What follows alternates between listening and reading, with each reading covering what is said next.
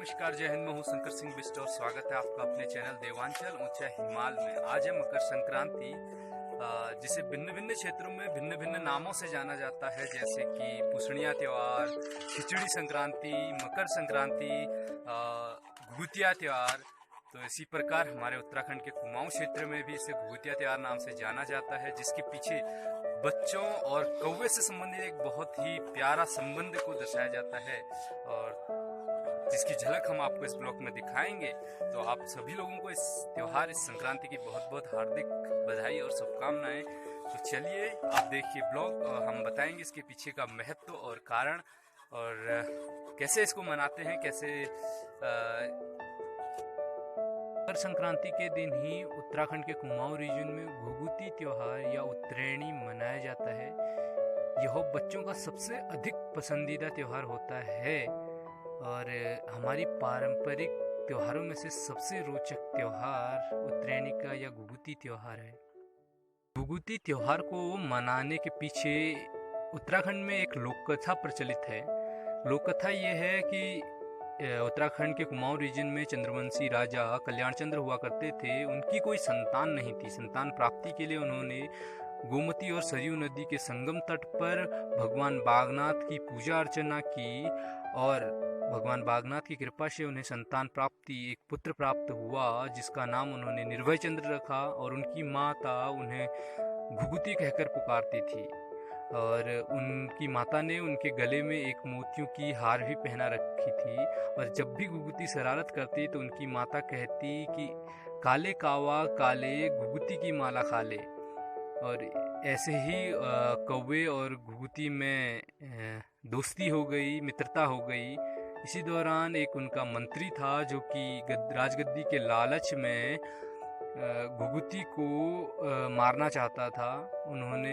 उस मंत्री ने घुघुती को दूर जंगल में एक पेड़ पर बांध दिया। अब राजा बड़ा परेशान हो गया कि उनका बेटा कहाँ गया। इसी दौरान कौवा जंगल से गुजर रहा था तो उसने घुघुती को देख लिया। वो उसे खोल तो नहीं पाया, लेकिन जो घुघुती के गले में मोतियों की हार थी, उस हार को वो राजघराना ले आया खोलकर। तो उसके बाद राजा ने उसकी खोजबीन की और घुघुती को वापस लेकर आए। तब उस दिन से घुघुती का त्योहार बड़े उत्सव से मनाया जाने लगा और उसी के बाद उस मंत्री को फांसी की सजा दी गई। तो इसलिए उसी दिन से ये कहा जाता है कि कौवे और बच्चों का ये सबसे मन पसंदीदा त्योहार है।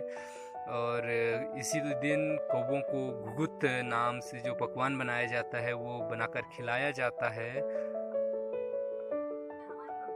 और ये घुघुत की माला है। अब कौवों के लिए जो विशेष पकवान बनाया जाता है उसकी तैयारी हो रही है। ये पकवान बनकर तैयार हैं और थाली में उनके लिए घुघुत और पकौड़ी रखे गए हैं। ये जो है माला आपको दिख रही है, घुघुत की माला पहनाकर बच्चों के गले में लटकाया जाता है। तब बच्चे फिर उसे कौवे को बुलाते हैं। काले काले काले काले काले घुघुती माला काले। कौवा आ गया है।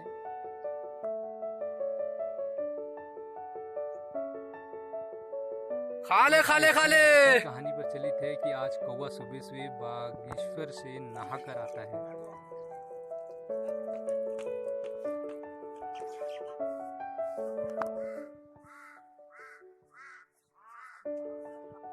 और कौवे ने सभी के घरों में छतों में जाकर जो उसके लिए विशेष पकवान रखा था वो अब खा लिया है।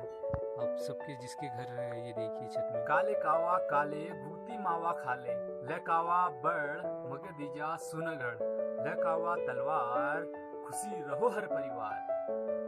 तो दोस्तों ये था आज का ब्लॉग, जिसमें हमने आपको हमारे उत्तराखंड की एक पारंपरिक त्योहार की झलक हमने आपको दिखाई, जिसे उत्तरायणी त्योहार, घुघुती त्योहार नाम से जाना जाता है और पूरे भारतवर्ष में मकर संक्रांति नाम से इस त्योहार को मनाया जाता है। तो आप जरूर बताएं आपको हमारी पारंपरिक त्योहार की ये झलक कैसी लगी, हमारी परंपरा आपको कैसी लगी।